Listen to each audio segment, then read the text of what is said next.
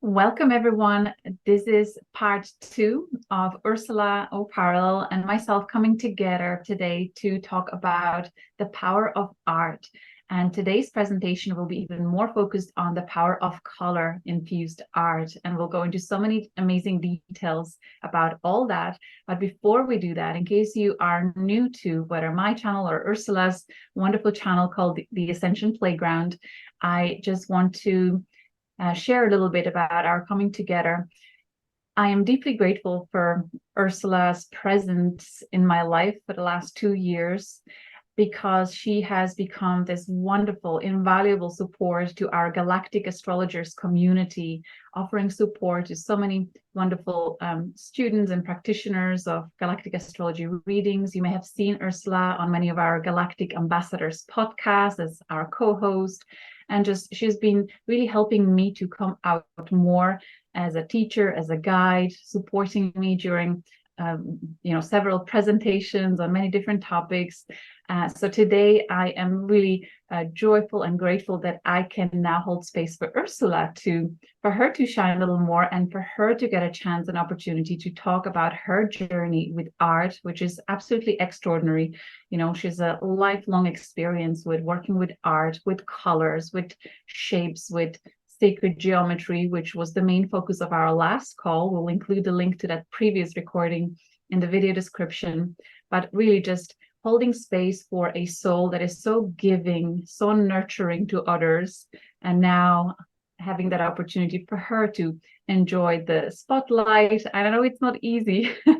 So you may notice during the presentation, there may be a natural inclination for Ursula to talk about other things, not just her own experiences. So I'll do my best to keep her on track and tell us as much as possible about her own experiences with art and her own journey of coming out to this beautiful blossom that she is as a gift to this world. So welcome, Ursula. How are you feeling today? Well, Julia, I think we could end the recording there. Thank you very much. Nice to see everybody. No, well done for coming here and preparing this amazing presentation that we'll share soon. Do you want to tell us a little bit, just a little hint to what will be the main theme for today's call? You know, I began this little conversation in my mind thinking, oh, we will talk about this joy and expansion of color. Instead, my guides were talking with me, my star families, and said, you know what?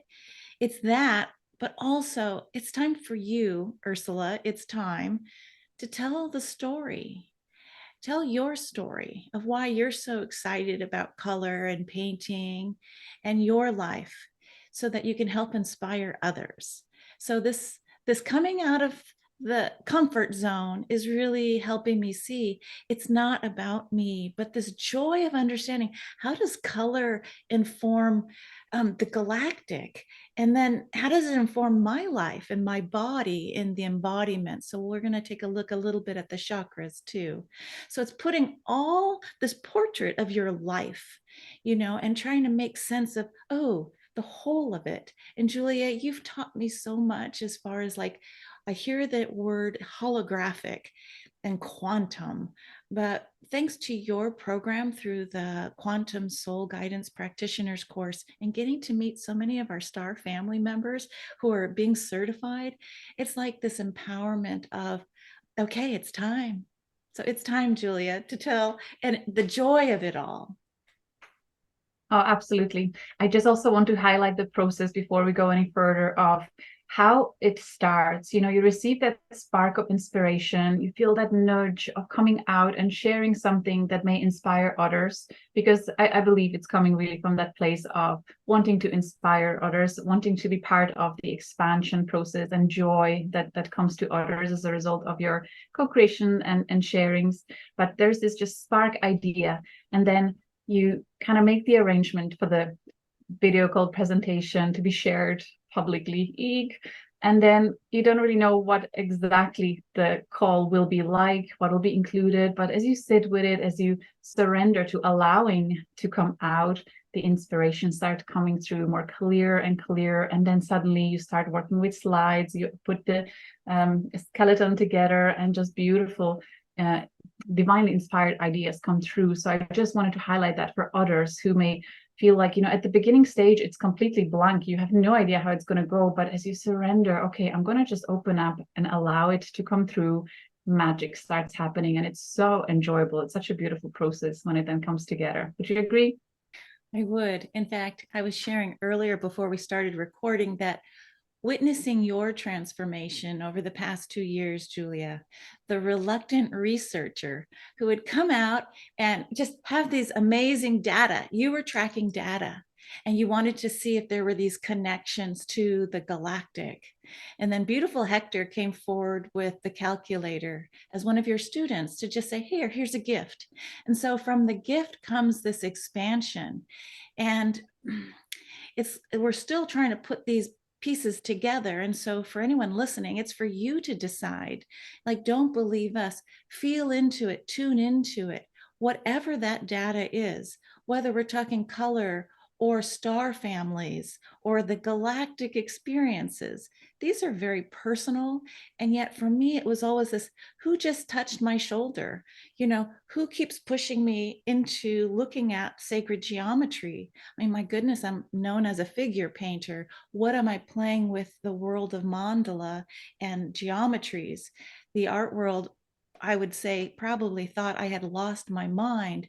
You're stepping away from the human brand, right? We live in a world of branding, and yet it didn't, when it's time to move, time to let that old person die, and then you're ready for you're ready for more food.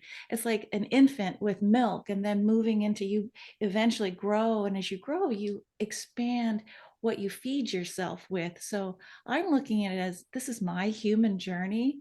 And the joke at the end, it's like, what was I so afraid of? It was just part of evolutionary expansion, right, Julia? Like, we talk about it galactically, but when you do it in real time in 3D, it's like, oh, that fear surrounding you. Am I going to stay in my box?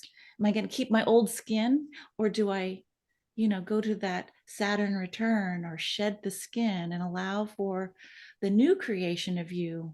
And think how many chapters of you there are when you look back.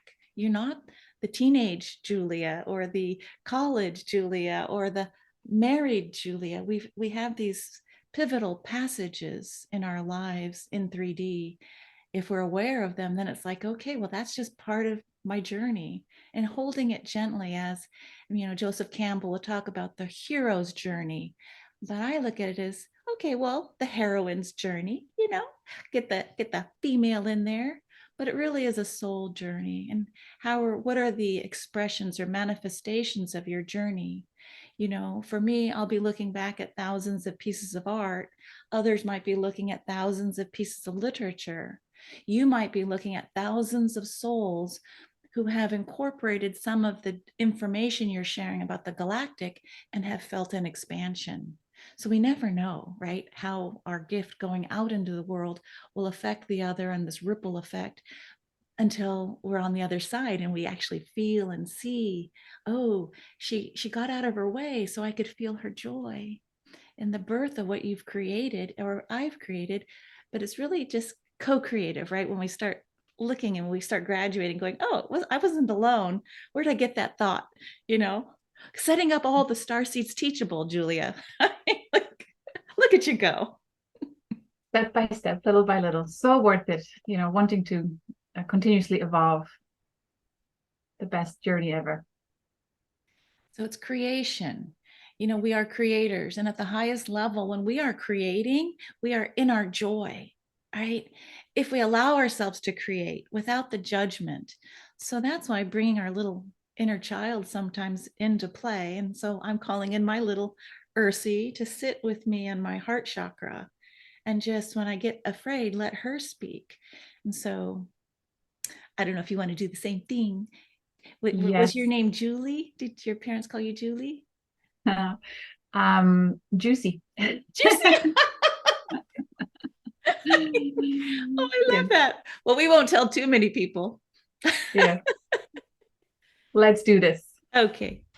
So I'm gonna share a little slideshow with everybody, and let's see, I think here we go. All right, so the first slide, and here's Julia and I, we're gonna sit up here on top so you can see us. The joy of color. So my background studied painting and drawing, but as a little child, I just got so much reinforcement by being allowed to play with watercolors in a park and getting my painting put in a principal's office. I'll always remember that, how happy the adults were when I played with color that I wasn't seeing. You know, you're supposed to paint the tree. My tree was full of color. So this idea of this joy and expression of color. So about 2011, my husband helped me create a book called Emotion in Motion. So I always seem to need that other person to help bring a baby forward, right? So emotion in motion. I didn't know that title just kind of came in, but this idea of the celebratory, we're all in motion, but I like to play with this idea of color and how it expresses itself in my life. So you're going to see children, mothers, the feminine. That's what I knew. I'm from a family of, 4 sisters, a lot of girls. So it's this idea of celebration of motherhood and the dance of the feminine, emotion in motion. So I had to, here's me with no makeup, staring at the camera, very, very like, okay, I can do this. But it's this wholeness of painting through the energy of bam. That's when I'm in my most radiant moment. I really understand myself to be a channeler that enjoys just playing with sparks of light and dark. And so this painting is more about me trying to stand tall and just, yes, I know I'm different, but that hermetic wisdom of knowing yourself. And it took me so long to just stop trying to normalize and wear the masks of fitting in. I love how unafraid you were here to use the darker shades too, and the promise of the bright golden yellow in the background and the wisdom and courage of the blue seeping into your personality. There's so much there that your subconscious is communicating through this art. I love it. It's so profound. Keep Thank going. you. Sometimes people say, oh, do you draw first? Do you have an image? Do you scale? And I say, no, none of that. It really is almost like automatic painting. It's just explosions. And I didn't even know I was coming through. I just saw this as a being. But today, like 10 years later, I can say, yeah, it's this stepping into my full sense of being a human as a female. Mm-hmm. And this is where you come in, Julia. Like I studied and am a facilitator with what's called the Stargate experience in Mount Shasta. But we'd have these experiences, but I didn't know, well, who is that and what was that and positive, negative. So I really wanted to know. So I'm calling out the words galactic co-creation. This is where we sit now in this idea of galactic consciousness, starting to learn about the stars and our star family and galactic heritage. So I just wanted to give a 3-step process to anyone else listening who may also want to step more into their sovereignty as a creator. So what I do first is 1, I align my soul's mission with a loving intention. So this heart, of course, reminds me of Beta Centauri Hadar, the Hadarians, who it's this unconditional lovingness. Can I turn that beam onto myself and just let my inner child play? But it has to start with the soul's mission for me. Like, why am I here? And if I know why I'm here, why am I afraid to share that? So the loving intention, knowing what it is you're going to focus upon. Also within that co-creation, step 2 for me is a beautiful, heartfelt invitation to play. I did this 12 years ago and probably before then without consciously knowing who wants to play with me. I would call out Henri Matisse, some of the painters of joy that I have loved, even Paul Gauguin. Come play with me. Now with the galactic information, Julia, that you've shared with me, I can, as this picture states, bring in my fuller family and my ancestors. And the cosmic joke for me as I'm painting, and here's a picture of my studio, is that it's all me. So the person I'm afraid of sometimes is like, oh, who's coming in? Is that Draco, dark energy? I'm like, no, it's all part of me pretending to be that, so that the dark and the light can meet and basically help each other expand. Because if it was all light, there would be no expansion. So just bringing that to the table in art, what am I doing? Double rainbow mandalas. I was tracking the rainbow light body, having traveled with William Henry, one of those ancient alien guides. He's a fabulous teacher. Don't go to the next one just yet. Okay. I want to ask you. I want to You can ask see I'm trying to speed through. Yes, big time. Do you know approximately the time difference between these two paintings? So the one on the right, oh my goodness, such a profound capture. This And one, yeah, no, the one that we were on just now. right here. Okay. Yes. So the soul that is now accepting help and healing from the collective. How long ago was when you painted that? And then how long ago when you started doing mandalas and sacred geometry? Would there be like 5, 10 years difference between them? So that's a funny story. So, having had my training and then having a huge explosion in the career of being a fine art painter in probably 11 galleries nationwide, I basically died after I was given like a spotlight by the Museum of Modern Art's previous curator from New York. His name is Dr. Peter Seltz. And so that story put me in his autobiography as one of the 2 artists to watch in the country. When that happened, I froze and I let myself die because I didn't want that. I didn't want that light.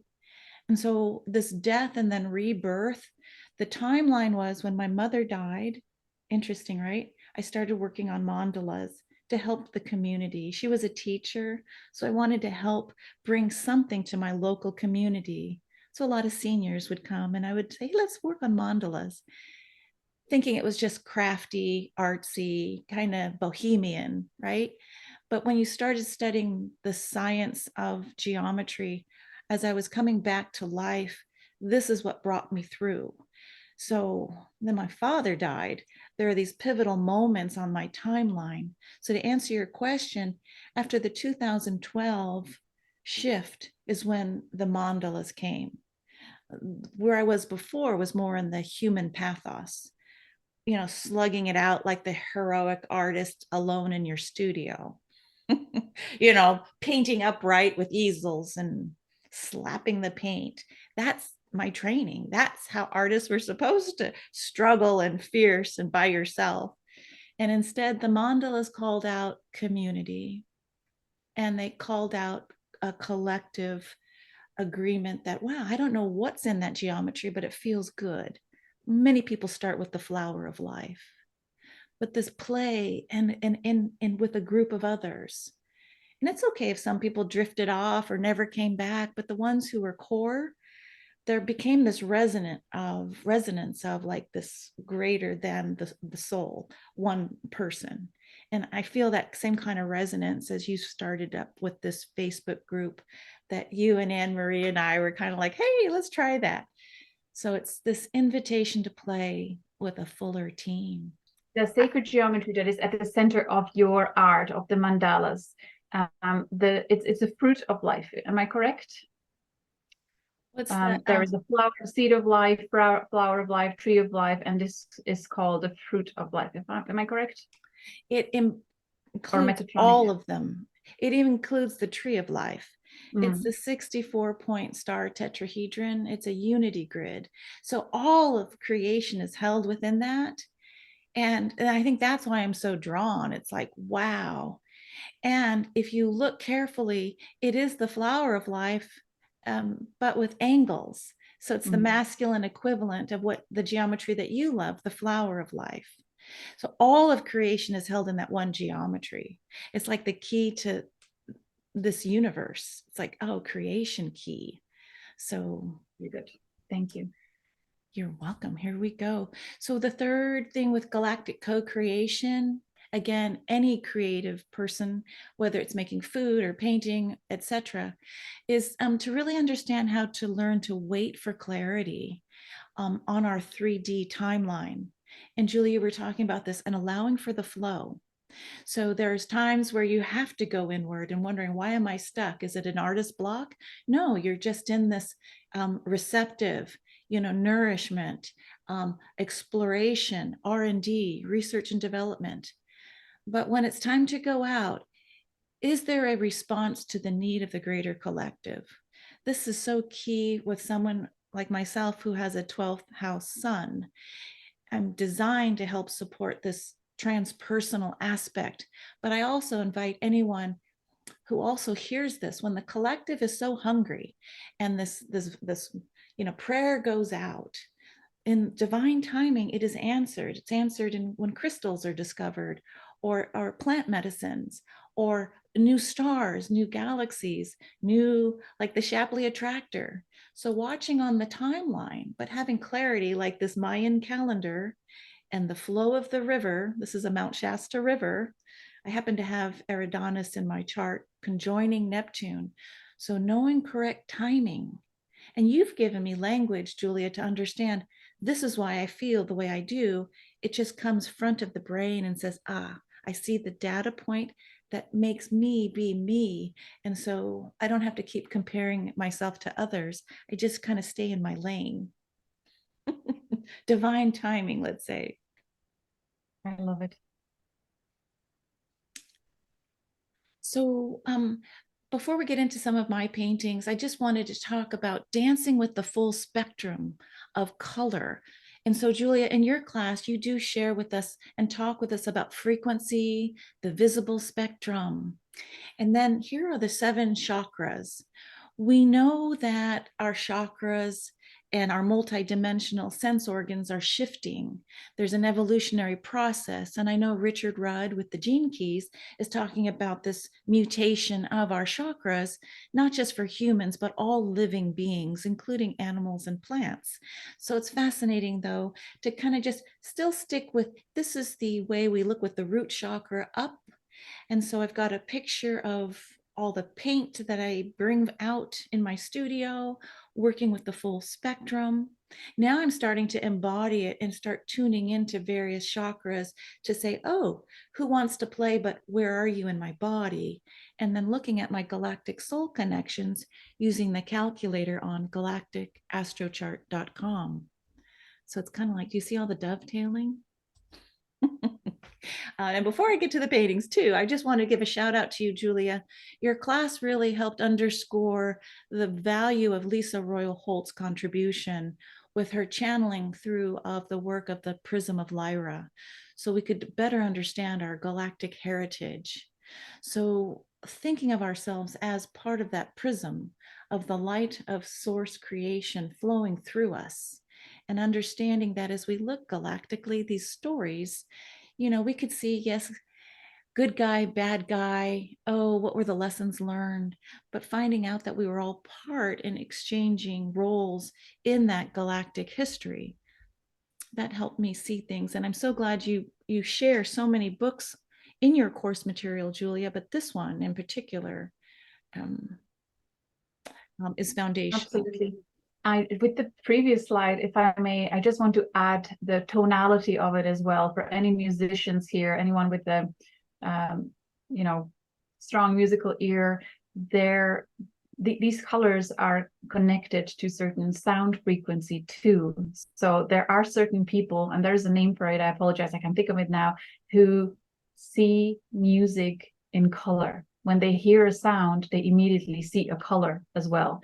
And the colors that they all see with the same tone, it's universal. Like, so 10 people who have this condition, their brain is wired this way, they will all see the same color with the same tone without knowing what the others are seeing. So it's universally recognized. It's so fascinating. So I feel it's such a powerful tool for healing and rebalancing anything that is out of balance.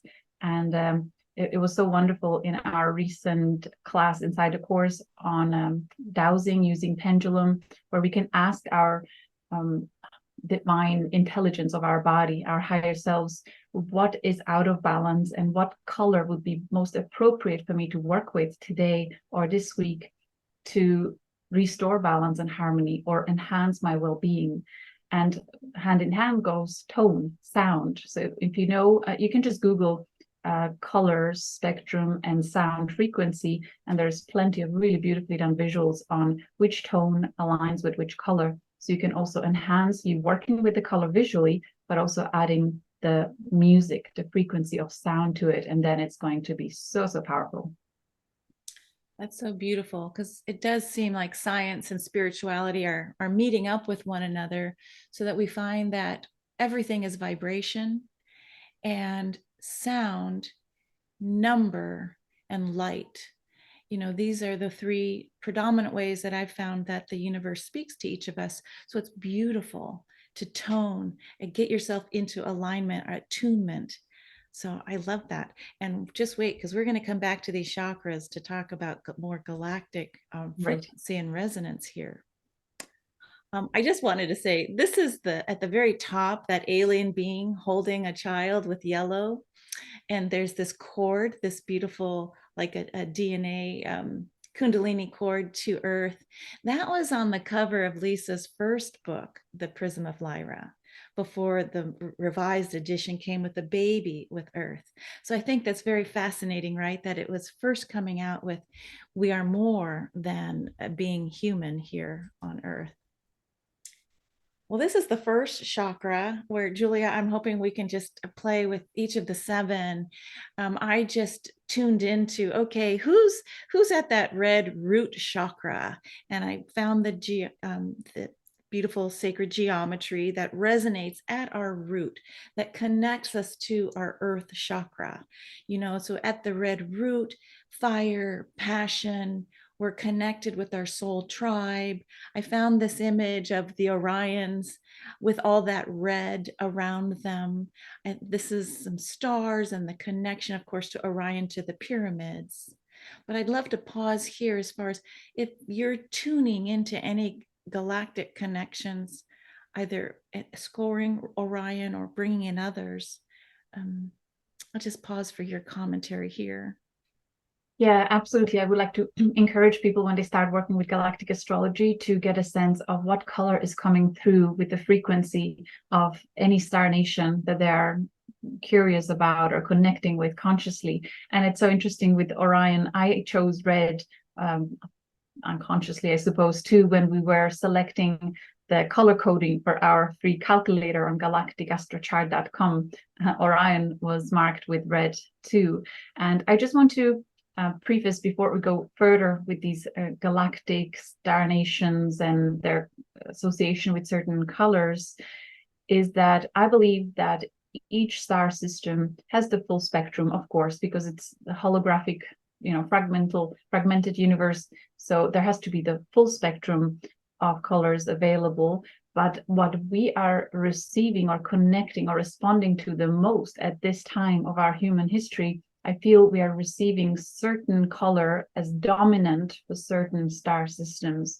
At least that's what it seems to be when working with hundreds upon hundreds of people, and when I was kind of sensitive to these colors coming through. So it would be interesting for the viewers when they connect with the Orion, whether it's through their own soul DNA or through people that come into their life that have strong Orion stars in their charts.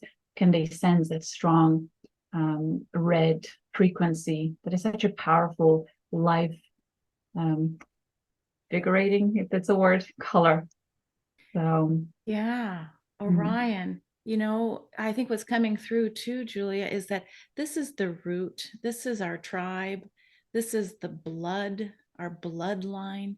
This is oftentimes where we do have most conflict because, it's family, but learning how to look and work with the transcended Orion. We don't have to keep the Orion star family, as you're saying, in that battle, in that conflict. but we can embrace the good and greet the transcended side.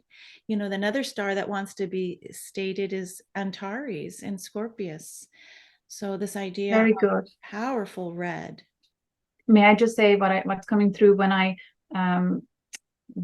observe my husband Mark doing Reiki sessions, and when different color rays come through to support each client in their own unique way, and whenever red comes through during the client session, they usually have naturally something to be healed or clear within their root chakra. But the feedback that comes through that ray is that it helps us, or it can help us with grounding, healing any blocks in connection to our ancestors, and when we have blocks related to security, survival, those kinds of issues, when we work with red, we can heal that. We can restore our sense of security and safety on almost like instinctual level. So we shift from survival mode to more like thriving and creating from a place of prosperity and abundance. So it can be very powerful and or empowering color. I love this conversation. And I think the Orion star family is also saying, look, if you're having trouble at your root chakra, and I'm hearing like prostate issues, very base of the root, call in the red star families to help guide and help work with you to clear that chakra. It's all energy, but it's kind of nice to make that connection for healing with specific star families that may, what are you repressing? What are you fighting about? Can we make that block known, embrace it, and let it go through? I mean, energetic. If I may, one more addition. You bet. About healthy anger expression. I'm so glad some of the influencers online are starting to talk about the importance of healthy anger expression, because there's a lot of shadow or really negative association with anger, to the point of completely blocking it in the light workers community, in the spiritual communities.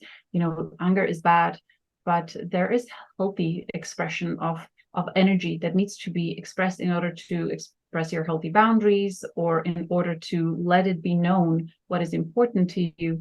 It has so many positive uses. When it's used in a healthy way, it can be very good. So again, red can help with that. Do you agree? I do. And so it's this idea, because a lot of times cancer is, what are we holding in and repressing? We're not allowed to speak but do it in a healthy way, a healthy boundary. So when we greet Orion, if you choose to, through your red root chakra, just know that it's this embracing of, allowing for clearing, and then embracing of the life, the clean blood, the clearing of the bloodline. And I think by healing yourself, would you agree, Julia? It is now the ancestral tree, backwards, current, and forwards on the timeline. So we're healing not just ourselves, but our family. Okay, well, here's how I worked with, this is older work, this idea of where was the root chakra coming in for me. This is called blended family. I'm part of a blended family, and there was a lot of turbulence and a lot of guilt I had to get through to allow myself to embrace, this is choosing love and love of self, even though it's not of the norm at that time. So working it through in paint, and then also working through, this is called jig of joy, to this idea that even though there's red and angry family people on the corner, I'm going to do my own dance. And I'm just now looking at these paintings with fresh eyes and saying, oh, that's what it was about, to be mirrored into your own, like sitting well with what you see, jig of joy. But that tribe, it's like, okay, that's you, that's not me, and I'm okay just being me. Amazing. Yeah, so that was like a little bit of an art historical review. Now we're on the second chakra, the sacral chakra. This is the beautiful geometry of, and working with the color orange. Orange is yellow and red mixed together. So it's really combining the third and the first. It is our creativity center, the womb. So the star family that wanted to come forward here is Arcturus. And we know that Arcturus is also high vibe, indigo, blues, etc. But they really wanted to shine their golden light. And gold has that connection to orange. So I'd love to hear from you, Julia, as far as Arcturian light as it relates to the creation, like the womb, the Yes, belly. I am so glad that you aligned this with orange, because orange healing ray is best for emotional healing support. And Arcturians, as we know, they are masters at supporting our emotional body healing. So I think it's so fitting. And of course, the golden frequency comes through it, and naturally purple too, because the sacral chakra is strongly linked, well, to the third eye, indigo, purple. Like you get into that spectrum, like when you transmute the creative idea in your sacral chakra as you move it through the column of your energetical highway, bring it to the third eye and to the crown. It's manifest. So these colors kind of work together, but definitely the orange, I would associate it strongly with the emotional healing. I believe Lisa Royal-Holt also talks about the Arcturians being powerful supporters for our entire collective in terms of healing the emotional body. Yeah, in fact, I read recently that she said that it's the Arcturians that really are the first ones to help oversee Earth and humanity. So later others came, but that Arcturian light that Cryon talks about were kissed at birth, physical birth, by the Arcturian light. And then as we go into the veil and drop our skins, we're kissed again. So they're really holding this light frequency. So when you check your soul connections, if you have a connection to Boots constellation, to Arcturus, the Pathfinder, perhaps this will light something up for you. It's a beautiful light. When they say go to the light, they're talking about the Arcturian light, is what I was getting. And isn't it interesting, when our emotional body is healed and well, we feel free to create something beautiful in this world, something joyful. So sacral chakra connected to the creative, as a creative energy center. When that is all well and open and balanced, you feel naturally inspired to create in the world. So such an important connection too. I love that. And I think when looking at what Richard Rudd talks about, he's like, rub your belly, that soft belly, that belly that you fought and you've probably thought so many negative things. This is the source of creation, this belly, this womb, right? So that belly energy, and a little bit higher than the belly, of course, is the Tantien that connects us, to all of ourselves, all of life. And so I love that idea of emotional healing. Maybe go put on orange or embrace the gold light if orange is a little too strong for you. Okay, and I just found these images doing a Google search on imagery. Here's where, for me as a painter, this is a very early piece of a Madonna and Child, but I felt that Arcturian light, this idea of mother, co-creator, matriarchy, there was a time when we celebrated being mother. We didn't so emphasize on, the tone abs and making sure, you go get a nip and tuck after a baby. It's like, what? So it's this full embrace of creation, Madonna and Child, and the history of that particular profound message. And then, of course, Julia, as you'll find in teenagehood, I did this painting called The Talk. And so you can see this red orange coming back in, help me understand, but it's tribal, right? It's still with the emotions coming through. So there's orange in this piece, but it's this idea of navigating all of the emotions through all of our relationships that we oftentimes hold in the belly of the body. Oh, I love that piece. The talk, not the talk. This is fun. Okay, so then I looked at the yellow solar plexus. So when you go under your rib cage, the point where they meet, maybe a little bit lower, is the solar plexus chakra. And you can see the beautiful image for that. For me, this yellow is connecting into Lyra. I chose Lyra, or at least they told me to choose Lyra, because it's this I am. This is like that part where you really know who I am. And so that prism, right, that clear prism that the light goes through, to me, and I brought back the prism of Lyra's first book cover, the yellow is there. Who are you? I mean, do you really know who you are without all those projections of other people on you? So it's this deep embrace. And then, of course, that Lyran calling in the wisdom of the ancient galactic heritage and all the Lyran beings. I just put a lioness up there just to say, do you have the courage to be who you are? Truly who you are, all of you. Are you holding anything of yourself back? I love that. And with that beautiful color comes the sense of when you know you are free to live in the world, to celebrate just being conscious and alive and able to experience the world. And I feel Lyrans really represent that. I mean, they really ventured across the cosmos to so many different places. Yeah, amazing color.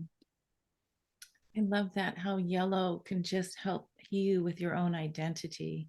So And uplifting, and also helps with the positive mindset. Again, I'm recalling Mark's Reiki sessions. People who would have depression or anxiety, yellow ray comes always through for their sessions, and it's just an upliftment of mental state and attitude, and suddenly you feel more hopeful, more inspired to see the bright side of things. So I love love it. that. I love how you're bringing in Merrick's Reiki work, because if you think of the first three chakras, we're talking red for the tribe and ancestors, our foundation. So red, do we get along? And then you went into the second chakra of emotions, that orange. And now we're in the third chakra of the mind, our thoughts. Do we struggle with depression because we're not allowing ourselves to be who we truly are? Are we repressing our identity? And I think it's these first three chakras, Julia, that many of us continue to get stuck in. So we want to go high vibe, we want to get up there. And yet these three, I think, are foundational before we get to the next chakra. I love it. And I love how you connected the galactic to it with the Orion, then the Arcturus and the Lyran. It makes so much sense. I associate Lyrans with so much of the physical, of the mental creator process. Oh, excellent. Oh, Let's keep going. thank you. Yeah. Because I know. So I just kind of did this working with like, oh, well, let's just play with what comes through. In my older work, my paintings, or at least on the timeline. So early morning confidence. I didn't realize how much yellow I was bringing out there. Can you stand in your bathing suit with a hat, and that pose for women, hands on the hip? Like, it's just me. It's all me. Yeah. And I got to tell Take it or leave it. Take it or leave it. without judgment, just it's me. Hello, it's me. And letting yourself be you, not anyone else. So this came much later when I was working with just emotional abstractions, letting the joy and the dance, this jig and celebration of color. There's a winged being coming in, as like this figure's naked. Can you dance with abandon without anyone watching or caring if anyone watches? It's been my struggle. And this is more of a transcended Ursula, to start really engaging with the transformation of the butterfly, right? And letting the wings spread, letting that center of this very specific geometry of the Osirian divine temple in Abydos. It's a creation attuned and light coded geometry, but yellow. My mind, I can double Virgo. Yeah, we could just get stuck in the earth with this mental paralysis, analysis paralysis. And yet here we are. So I know that I can call in my Lyran family to say, hey, help me clear. Okay, Julia, here we are in the Pleiadian green heart chakra. As you know, there's so many that could be green, the heart, that beautiful, you call out Regulus, the royal star Regulus as leadership through the heart, the Hadarians, again, unconditional love, the heart. And whenever I see the flower of life, though, I always associate it with you. And so I just wanted to call out this idea of the Pleiadian star sisters, the mother, and Atlas. It's interesting, right? Holding up the earth, Atlas, the father of the Pleiadian star sisters. Like, how does that inform the heart chakra? It's a specific green too. Wouldn't you say it's green? And then it can also be pink, higher level pink.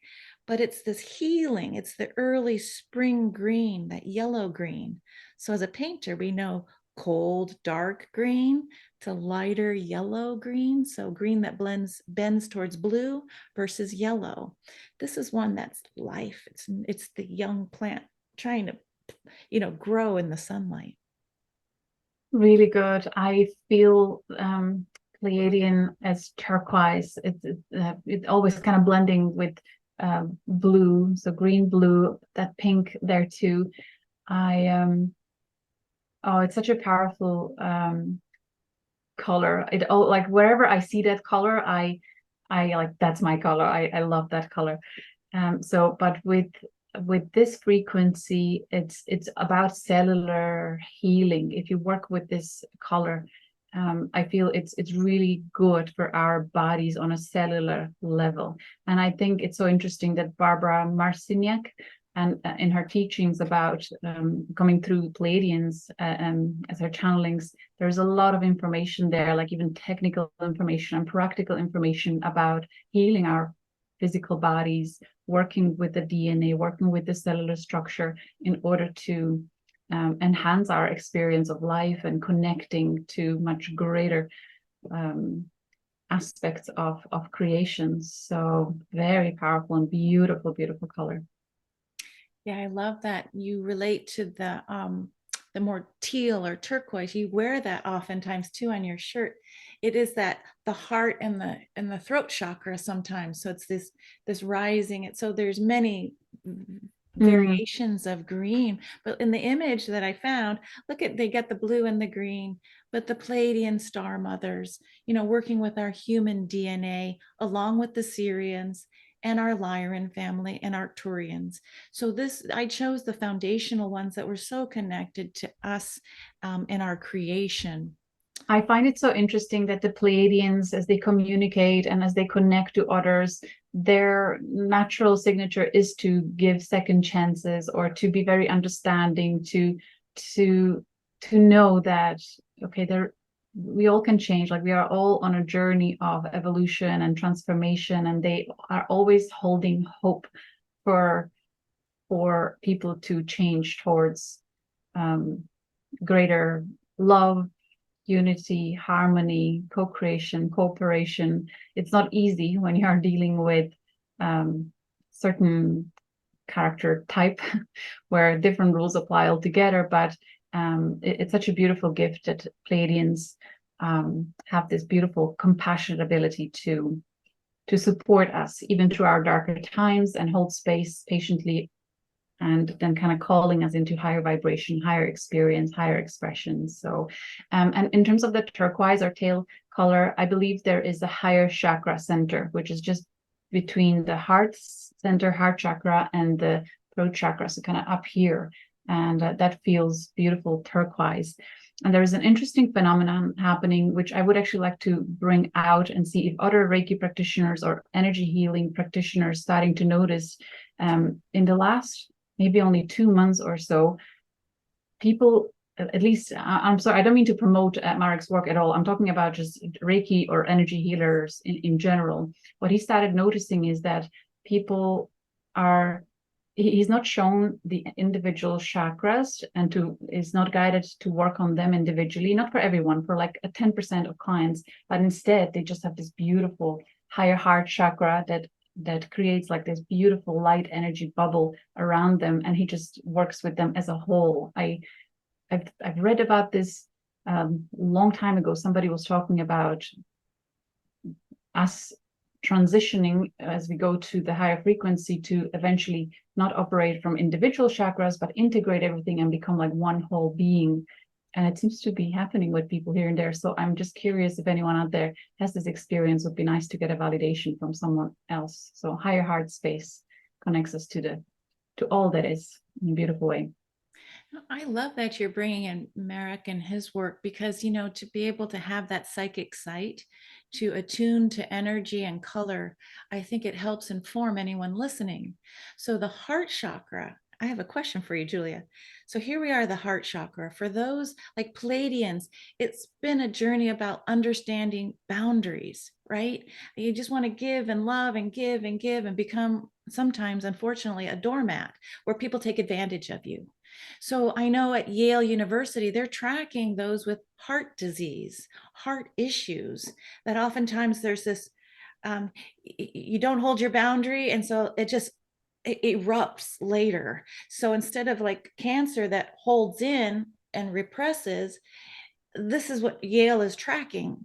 So I'm wondering if the Pleiadians trying to learn boundaries, if Merrick has seen anything like with heart issues, because I know heart disease is still a very strong thing on our collective, for as far as diseases. Any comment there as far as heart issues?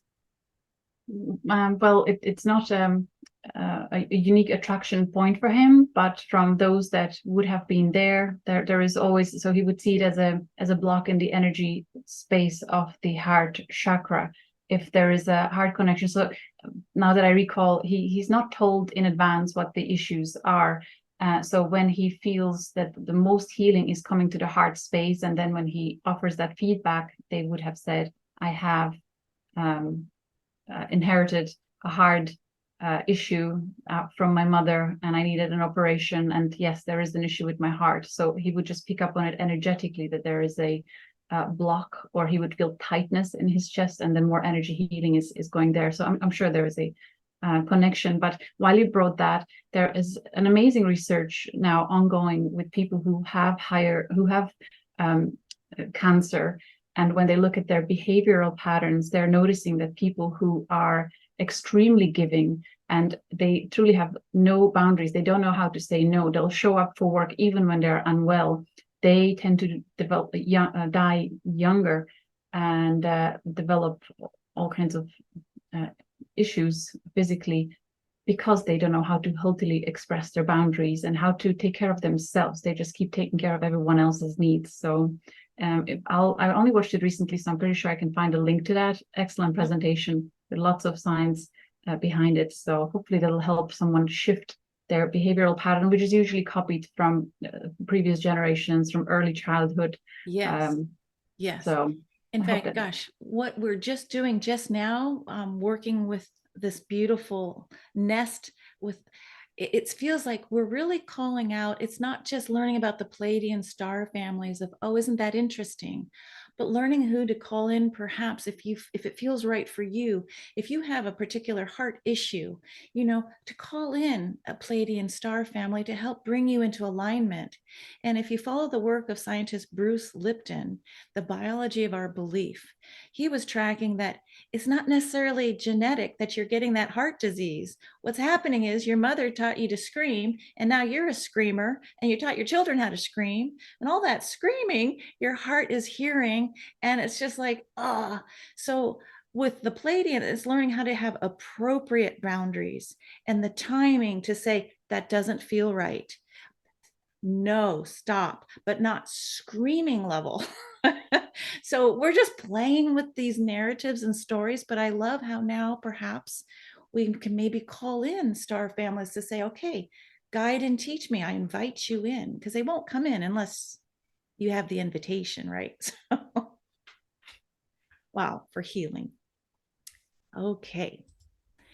Well, and then here's what I did as far as I'm not actually creating paintings anymore. With this shift into the sacred geometry, I was told very specifically, these are healing transmitters. So I think it's interesting that you and I are talking now about healing as a transmission of engagement. So the viewer, for me, look at all that light green around the red. It's really asking Archangel Raphael to come in and remind my body, not even my mind, just it'll just be through like this painting is imbued with this activation. And behind each of these paintings, there are two archangels carrying light and support. So this is a different way to show up in painting. I don't know if anyone else doing this, but I just hold this idea that I'm coming out of my fear of sharing that which I've already been doing for a while, just creating healing transmitters, right? To help support anyone who chooses it. And it doesn't even have to be the physical painting. It can be just a screenshot or this intention. All right, Julia, moving to the blue throat chakra. I guess it's no accident that I chose to wear blue today so that when it comes to speaking, I would try and get out of the way to allow for this wisdom to kind of move through me. So the blue throat chakra, I was guided to look very closely at the Sirian star family. Now, interestingly enough, when you look in the physical world, at the brightest star in the heavens, Sirius A, it projects as a blue-white star. But our eyes are deceiving because as you know, Julia, we don't see the full spectrum. There's oftentimes infrared, ultraviolet colors. But for this, we're just looking at calling in this beautiful blue, and it's different than indigo. It's like a royal blue, where the Sirian star family that agreed to work with our DNA to create us in balance, chose geometry, music, sound, the pyramids. And so this image of the geometries and the ley lines within the earth, above the earth, and then galactically. They're just asking me to bring that in through this beautiful color blue and that geometry of the throat chakra. Really good. Syrians come through as teachers. I so many people that I've met who have strong Syrian alignments in their chart. They feel strong calling to absorb as much information as possible so they can become confident in becoming then transmitters or delivering teaching of information that supports the evolution of human consciousness. Another star that I feel strong association with blue is Aldebaran in Taurus constellation, the royal star connected with Archangel Michael. That so not only about communication but also courage, sovereignty, truth. Beautiful. And certainly for people who have trouble communicating for whatever reasons, working with blue, applying blue, and bringing it into their environment can be very beneficial, right? Right. And I'm getting, when you allow to speak your full truth, you open up that chakra. When you continue to repress it and push it down, areas of the throat chakra just, they shove it down. So I know some people have trouble with the thyroid.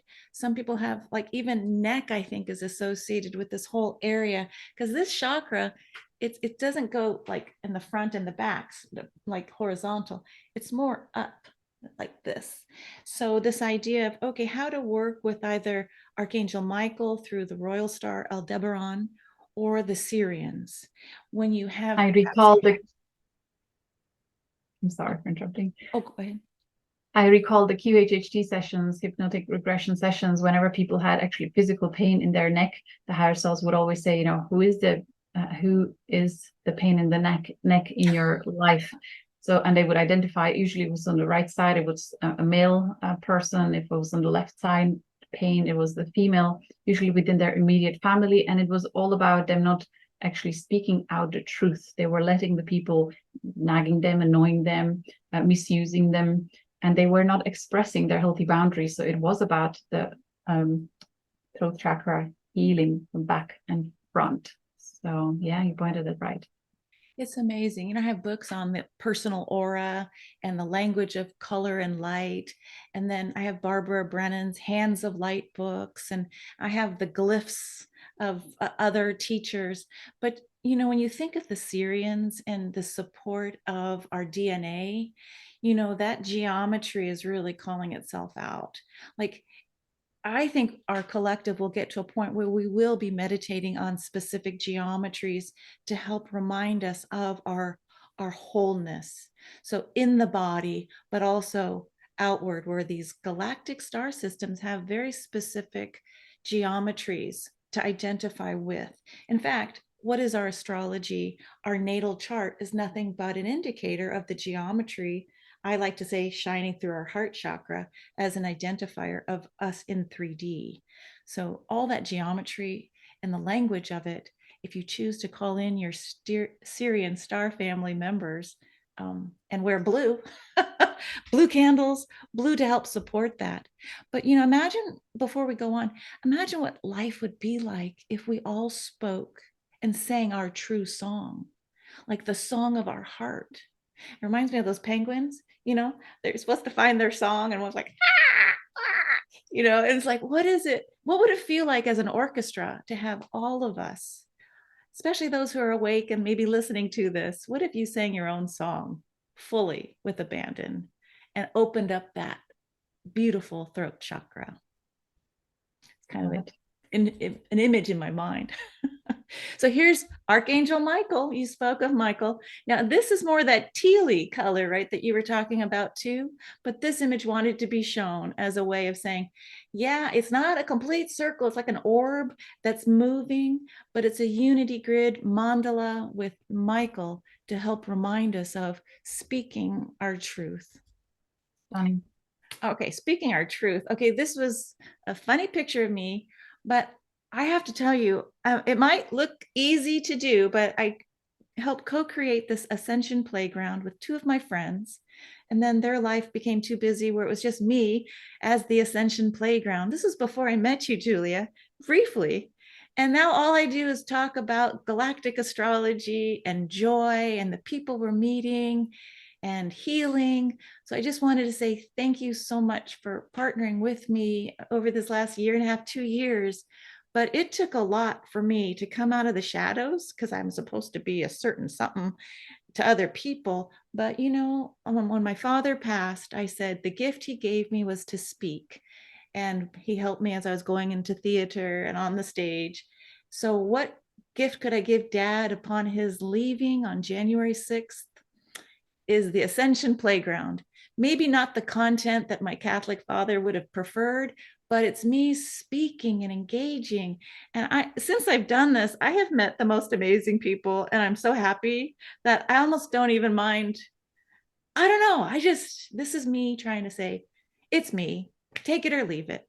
I love it. Can I just pause there? And I'm so glad you've mentioned that you had experience theater. Was there anything else where you were kind of on stage or speaking in front of many in your school years? I did like leadership as the president, ASB. I could get in front of the microphone.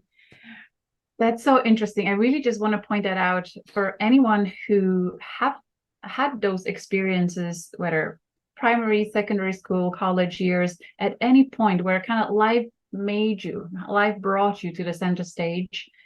And then in your teenage years or early adulthood, life happened and you kind of closed off, and you are not a speaker, communicator, leader, guide.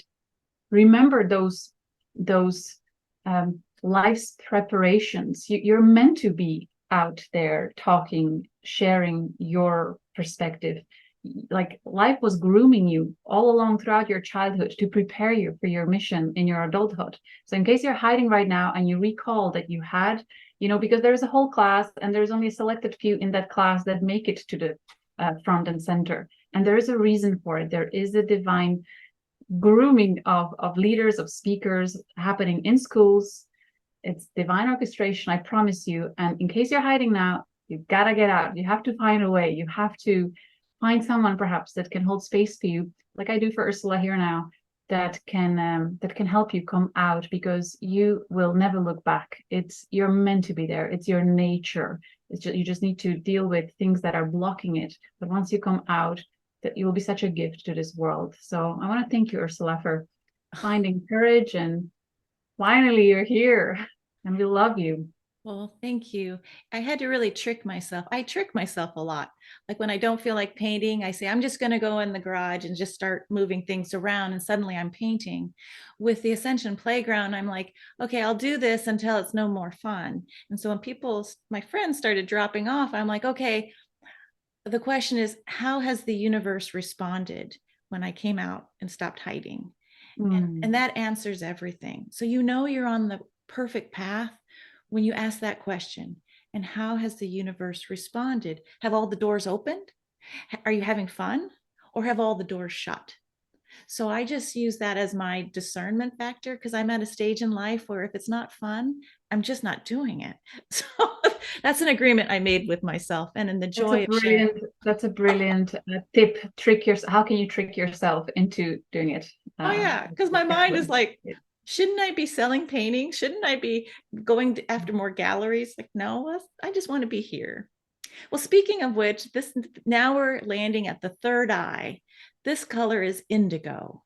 So if you're new to color, blue that we just saw, that beautiful, like a cerulean blue, we've now moved into the red zone of it's blue that has more violet in it. And so indigo, the third eye chakra. I mean, this is the marker. So some would say, well, isn't that Sirius A? And I'd be like, yeah, that too, right? You know, it's here. It's the geometry. It's how to open up that pineal to have greater awareness. And the galactic fits in perfectly because when you start seeing, I'm not just a being here on Earth with one 3D lifetime, but that I'm multidimensional. Who will, and what does that mean, multidimensional? You mean I have me in other parts on other places, and holding into this idea of this merging of your higher self with your third dimensional self. This is part of our evolution, is what I've found. So who is there to help? This was a surprise. I was telling Julia earlier that Nihal, associating itself with the indigo stars, you know, the ones that have come forward, the blueprinters, the star seeds that are like, hey, it's time. Who needs help opening their third eye? You know, we're here. I'm going to pause there to allow you, Julia, to. Yeah, I just realized I was reflecting why the Indigos generation that started coming in from 70s through 80s, 90s, they don't like being told what to do. And the reason being, if their soul essence, if their most dominant soul frequency is indigo, it means they are coming equipped with knowing what to do from within their own being through aeons of experiences, perhaps in other star systems, other incarnations. So they came with a blueprint, with a plan to support a new Earth's development that are for the benefit of all, that are in harmony with Earth, in harmony with cosmos.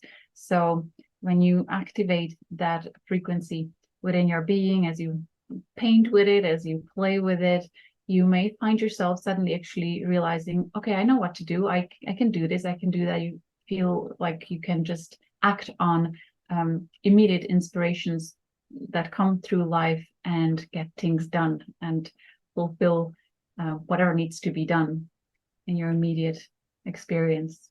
Would you agree? Yeah, I love that. And they're showing me like, here's the crown chakra and here's the throat. And so it's this merging. So don't tell me what to do. I'm on a different navigational system, right? Like I am seeing what you don't even see. And I love that it's coming, Nihal is coming from the constellation of the rabbit. So this one that likes to go down rabbit holes, you know, this multidimensional rabbit holes. So Nice. if you're listening, if you're still listening, you know, and you see Nihal or you align with the indigos, you know, Julia, you mentioned on the timeline, 70s, 80s, 90s. So it's the collective was ready for you to come if you are one of those indigo star seeds. We need this navigational device that is not in the mundane world, not operating from the first three chakras of, you know, root and emotions and mind. We're trying to get up higher. So I think you're right. It's the need was heard and you came to answer a call. So wow, what a different way to see. I mean, Yeah, totally. Like it makes so much sense if, based on the existing old structures, things were going downhill fast. So we needed someone who sees beyond all that conditioning and they're like, no, we are not going to accept that conditioning. There is a better way and we are here to deliver it. So go Indigos. yeah, go indigos, because from indigo, then what, rainbow and crystal. So do you see this evolution of children coming in? And I just wanted to Well, show you this. it actually feels like Indigos are here to actually hold space. Like you guys stop telling us what to do. We're gonna hold the ground, strongly holding safe space for diamond and rainbow and crystal rainbow diamond children to actually deliver the promise of the golden Yes. age. Oh, and they're actually showing me beyond those that you just mentioned, those super cosmic points are like, and then there's more. So And there's it's more. this unfolding story. Yeah, don't tell me what to do. So if you consider yourself indigo, let's just say, what do you do with that? Learn more. There's that color. Have the color and the star families inform you for this beautiful sacred site. I feel like it's multidimensional, that's connecting us with so much more that is. But when we try and use these eyes, it's just limiting. So, oh, and they're telling me, back to Sirius, with music and the geometry, it's like, oh, open your third ear. It's like, wow. So this Nice idea of one. more opening. So I just wanted to share this geometry then places in this idea of fractality, if that's a word, that the fractal nature of the five, the penta, so two pentagons with an exterior of a six, hexa, penta, coming together. 5 and 6 show up so much in the building blocks of being human. So yes, we want that third sight, but we're in this corporal body, right? And so it's like how to work and toggle between I see and I know and I experience and I dream, but how do I bring it into the body? Amazing painting. Thank you. But you see, it's becoming non-figurative, right? Like the more I went in, it was like, this is what wanted to come through. And so I stopped judging myself as an artist saying, why aren't you staying in the figurative bucket? Okay, now you're in the abstract emotional bucket. But then now you're doing geometries. But it helped me see I was painting up through my own chakras. And that was a highlight that they just told me this morning. Ursula, you're on your own evolutionary journey. So as you paint and allow yourself to paint where you are, you're painting where you are, and that it like a toroid, that it'll come back around, but the figures I'll paint later will have been another way of seeing. Interesting, as we were talking about the third eye. Amazing. Now we're on that violet, beautiful crown chakra. Whoa, Julia. Wow. Oh, so of course the purple people, right? This is an easy one. Andromeda. Thank you. I mean, we know that our Milky Way galaxy and the Andromeda galaxy, the mother galaxy from Andromeda, birthed us. And then soon the child will want to go back to the mother for another kind of experience and expansion. But today, look at Vashta.com. Look at her beautiful images of, they're the most beautiful of when people have alien sightings.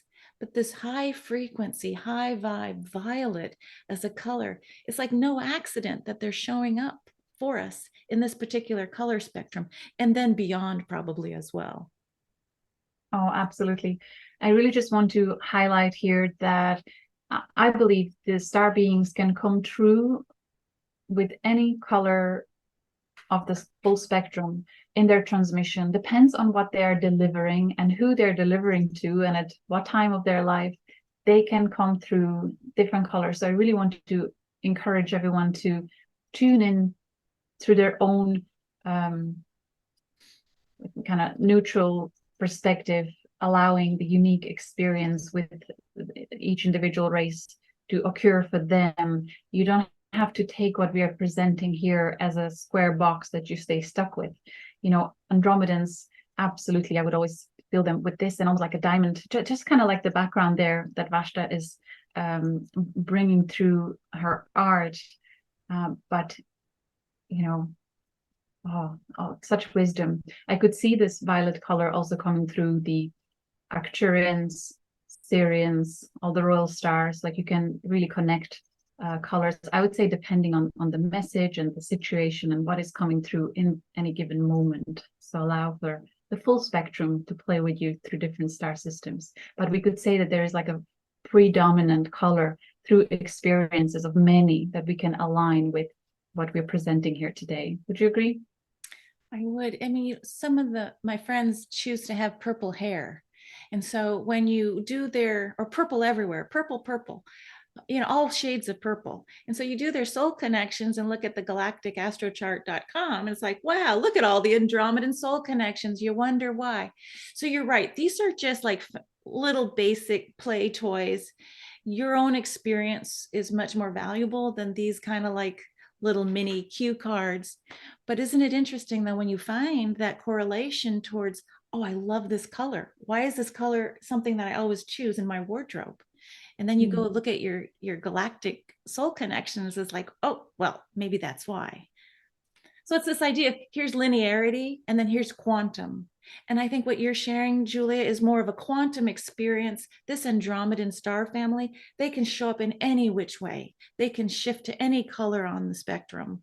However, in linearity, it's like in 3D, maybe they just show up a little bit more sometimes and give us clues. I don't know. So, but it's this invitation for like, why is this crown chakra violet? Why? And then you read with Lisa Royal Holt and the whole story of Andromeda, freedom before oxygen. That's one story, and then there's the galactic heritage with Andromeda. So it's just looking at this whole new way to kind of define, well, who am I and what stories do I want to pick up? Which ones ring true? Even if they're a little bit like, that's far out. But maybe it's the future saying, hey, sit with me here. So can I just ask, with Reiki and the crown chakra, someone having issues here, would they have trouble like not grounding, like not being present? Like I'm always like gone. Yeah, there would be a connection. Yeah, absolutely. Be grounded, but not really feeling connected to the intuition and to the non-physical world at all. Those people that come with kind of blocked.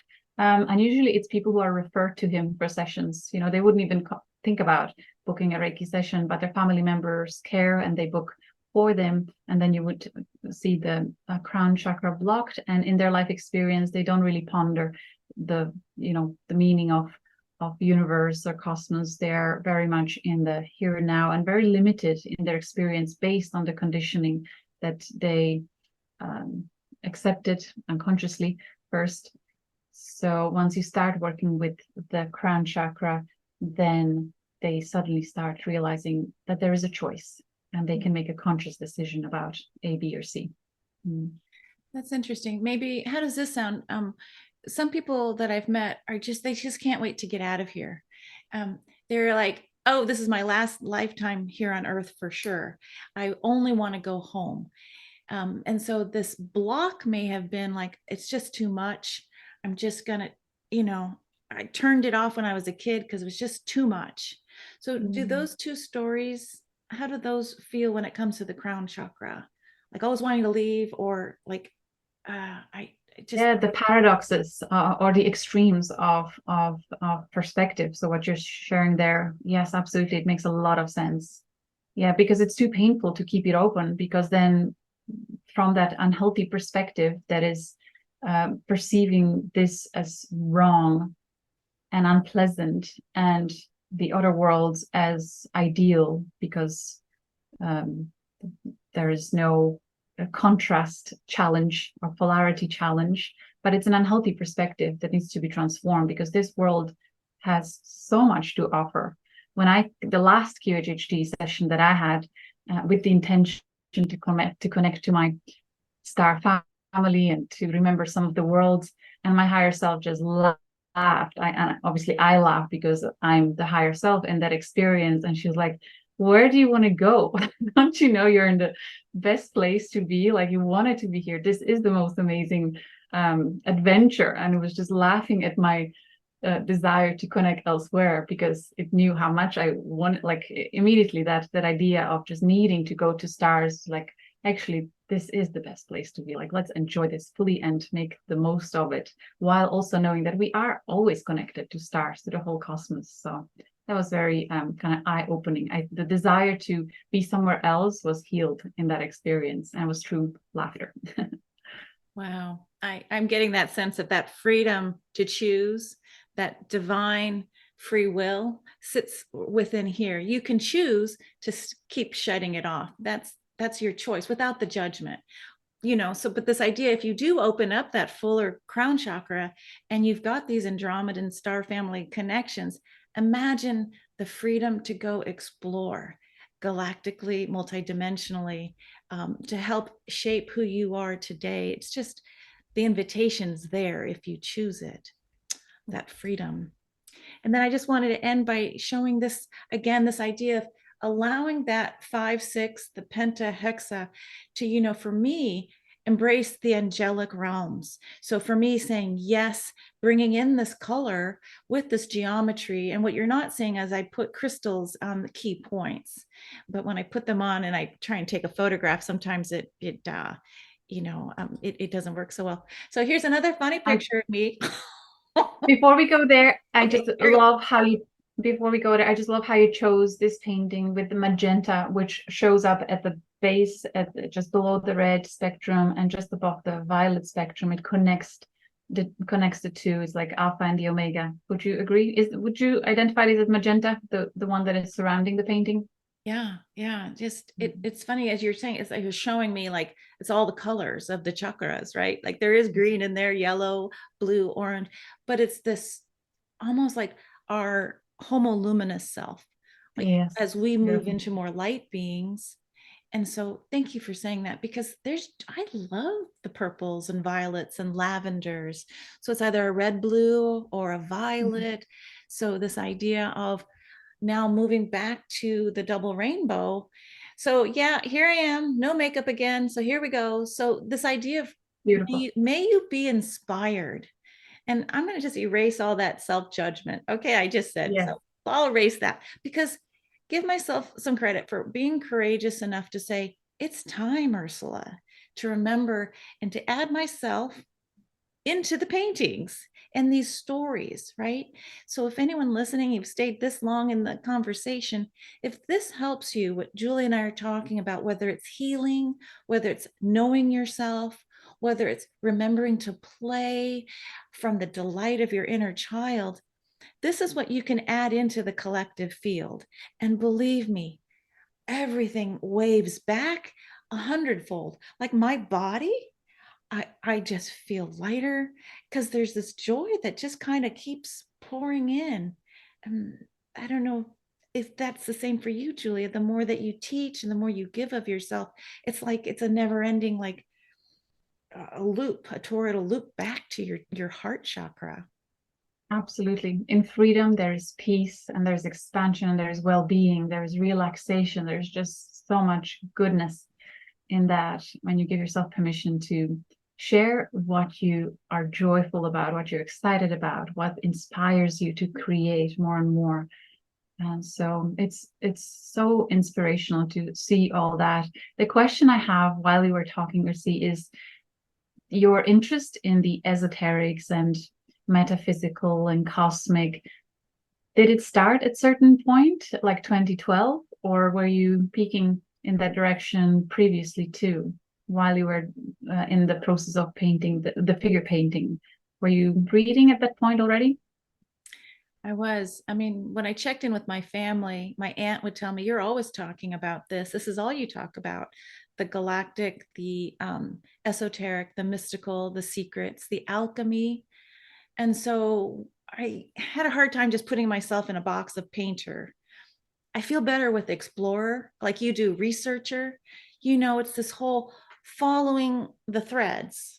And it's not a thread that anyone else is necessarily following. It's not one thread. It's this whole, how has your earth journey informed your decisions? And are you just going to play in the box of what others have found to be true? And I mean, as a kid, I was sitting in trees trying to talk to the birds and asked my angels if I could have wings so I could fly. This was my little kid. And I believed if I communed with them enough, I would have wings to fly. So you would have spent a lot of time in nature, kind of in solitude and just with nature, right? With presence of nature. Did Yeah, you have, because or kind of wandered and just explored? yeah, it's always been Nature? nature, but I grew up in a family. I chose a family with 7 children. So it's like if I wasn't mothering them, I was like trying to hide for kind of like the peace and quiet. And Yeah. then I had a big family myself. But I think when a child has an issue, a health issue, that brought my laser beam, boom, like there's got to be a better way. We tried everything. Western medicine failed. Even this alternative stuff is failing.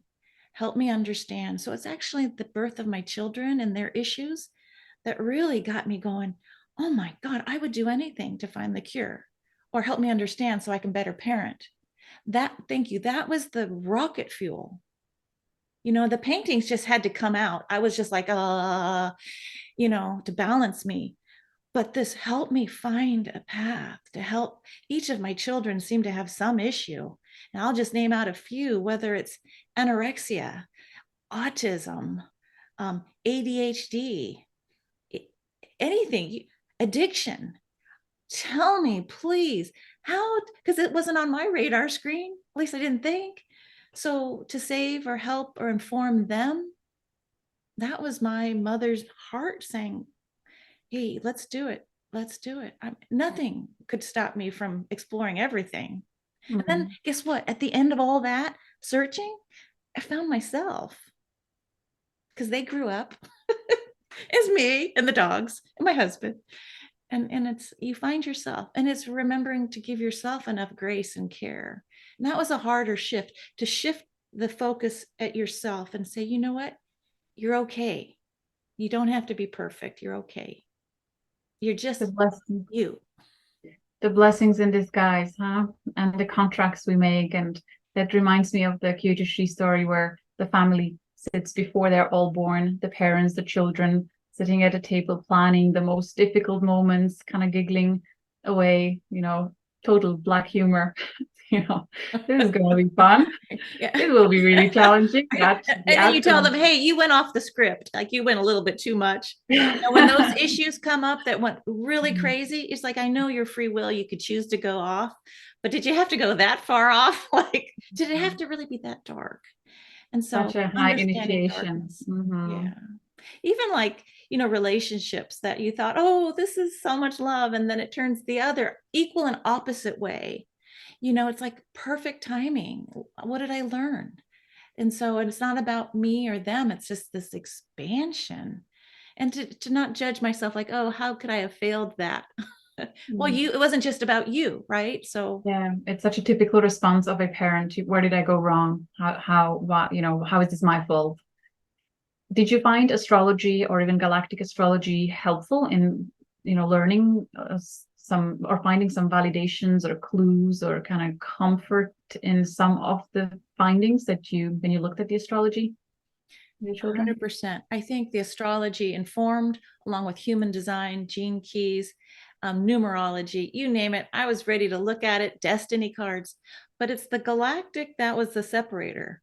That required almost like a huge quantum leap of trust to say, I have to get over my fear of aliens or the fear of what's in the dark and just go, you know what? It's story. And I get to, as magnificent, self, I get to decide who comes into this field and who doesn't.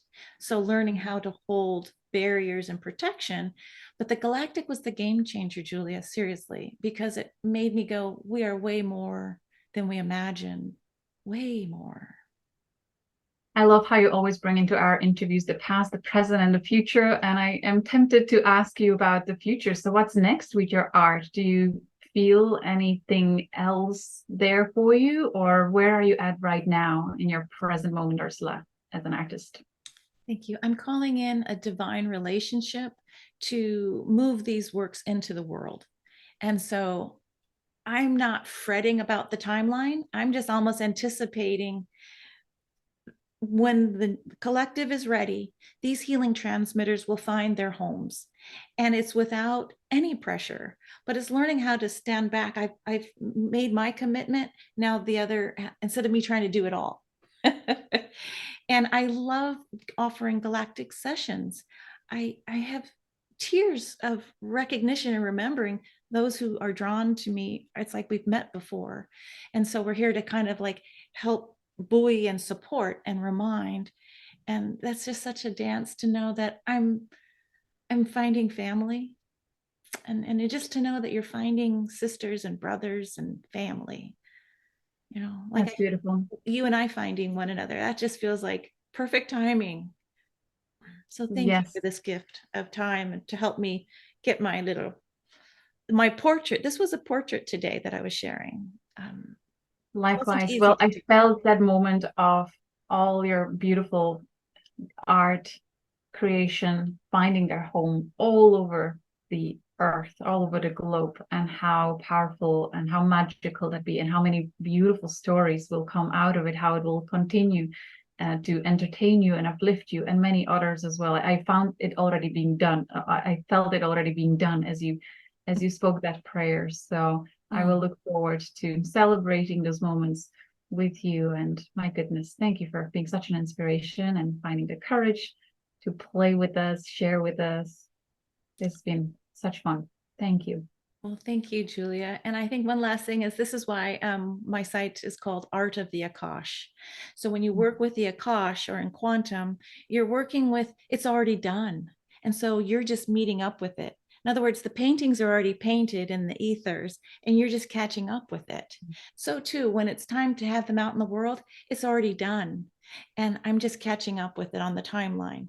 It's a different way. It's more of a multidimensional way of saying, I trust and I surrender to the flow, especially those super cosmic points of like the galactic center and super galactic. It's like, okay, we're playing. I don't have to push the river. I just flow with it. I wouldn't have learned this language without your help. So thank you for bringing a new way of defining who we are and having a language to kind of like, oh, what have you found to be true? It's like we're creating it together in a very Aquarian model. So thank you, and hope to see you again soon. Thank you. I'm going to slide something else in before we say goodbye. I'm so sorry. So there are two websites, right, with your art. And so one of them is the Art of the Akash, where you have the beautiful color, power of color infused with sacred geometry, the artoftheakash.com, right? Yes. And the paintings are, many of them are there available in different sizes and different price points. And then there's your older website with the figure painting. Are those paintings also still available for sale? They are. Some of them are. So that's And what's the name there? ursulafineart.com. It's interesting how I'm seeing like two of me, and the desire is to kind of work the third dimensional Ursula Fine Art with Art of the Akash. So they're showing me as a caduceus, right, for healing to bring both sides of myself together. So I'm waiting for that staff. The pathway. You know what? I think it makes so much sense for one household to hold both of these arts together in same space or different rooms, because at the point where we heal and transform and integrate all our aspects, we love the galactic art and the sacred geometry, but at that point we're also very open to admiring the figurative art or figure art. How do you say it? Right, figurative. You got Figurative art. abstraction. Yeah, so it's not like we move away from it when we transcend. In fact, we want to welcome both of them and acknowledge them as part of life, equally valuable, right? Yeah, thank you. In fact, what they're showing me are the 7 chakras. It's like, Ursula, you wouldn't just talk about the 3 and then put them in a website and then save the rest of 4. So from my heart, you're right. They're saying integrate it all. And so thank you. Because otherwise I'm like 2 people, 2 websites. So thank you for that. Because this is an integration moment. All set. And much of the figurative art, I feel it's such a beautiful snapshot of certain moment in our life, of certain emotion, and all of them seem very universal. We'll all go through them, and you were really gifted in capturing them through your own experience, but really we all can relate to them. So it's such a nice gift to oneself when you recognize what you've been through, what you've overcome, and have it as a reminder, but with the playful, appreciative smile, like I see the blessing in the sky there. That was the moment that changed my life for the better. And you have that. And, you know, you wouldn't have the photo capture, you wouldn't have it in any other way, but one of your arts perhaps will speak to people that feel like, okay, yeah, I can celebrate that now and I can bring that to my home. So thank you. Had you not said yes to this little conversation, which I wouldn't have been able to see that the crown chakra really is that art of the Akash. It's this trajectory of being fully human, but then coming back around. So you're right. Thank you. That's a beautiful idea. And this only happens, I think, when we say two or more are gathered and we have our heart's best intention for the other. So thank you, dear Julia. Much love to all. Juicy. Take care. See you soon. Bye.